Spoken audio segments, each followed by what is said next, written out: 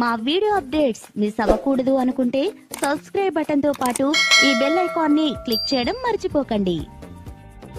ఇదే రోజు భాద్రపద మాసం అమావాస్య రోజు అంటే మహాలయ అమావాస్య రోజు. ఈ మహాలయ అమావాస్యకు హిందూ సనాతన ధర్మంలో విశేషమైన ప్రాముఖ్యత ఉంది. ఈ ఏడాది సెప్టెంబర్ 7న పితృపక్షం ప్రారంభమవుతుంది. ఈ పితృపక్షానికి హిందూ సాంప్రదాయంలో ఎంతో విశేషమైన ప్రాముఖ్యత ఉంది. సుమారు 15 రోజుల పాటు ఈ పితృపక్షాలు ఉంటాయి.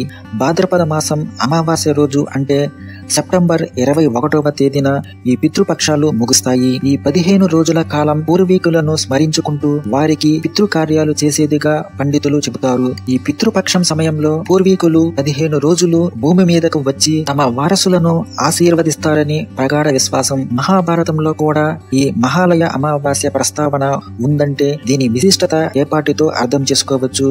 ఈ మహాలయ అమావాస్య విశిష్టత ఏమిటి అంటే ఎవరైనా ఒక వ్యక్తి ఏ రోజు ఏ తిథిలో చనిపోయారో తెలియక వారు చనిపోయిన ఏడాదిలో తిథిలో శ్రాద్ధ కర్మలు నిర్వహించలేని వారు ఈ మహాలయ అమావాస్య రోజు శ్రాద్ధ కర్మలు నిర్వహిస్తే ఎంతో పుణ్యమని అంటారు. ఈ మహాలయ అమావాస్య రోజున శ్రాద్ధ కర్మలు ఆచరించిన వారికి పితృదేవతల ఆశీస్సులు కలుగుతాయని, ఈ ఏడాది మొత్తం దాని ఫలితం ఉంటుందని కూడా చెబుతారు. ఇక తెలంగాణలో బతుకమ్మ పండుగ మహాలయ అమావాస్య రోజు నుండి ప్రారంభమవుతుంది. ఈ బతుకమ్మ పండుగను 9 రోజుల పాటు ఘనంగా జరుపుకుంటారు. తెలంగాణ రాష్ట్ర సంస్కృతి సాంప్రదాయాలకు బతుకమ్మ పండుగ ప్రతీక. ఈ ఏడాది మహాలయ అమావాస్య అంటే సెప్టెంబర్ 21వ తేదీ నుండి ప్రారంభమవుతుంది. సెప్టెంబర్ 30వ తేదీన సద్దుల బతుకమ్మతో పండుగ ముగుస్తుంది. ఈ 9 రోజులు పార్వతీదేవిని గౌరీదేవి రూపంలో ఘనంగా ఆరాధిస్తారు. ఆటపాటలతో, ప్రకృతిలో సహజ సిద్ధంగా పూచే పూలతో, సాంప్రదాయ వంటలతో గౌరమ్మను పూజిస్తారు.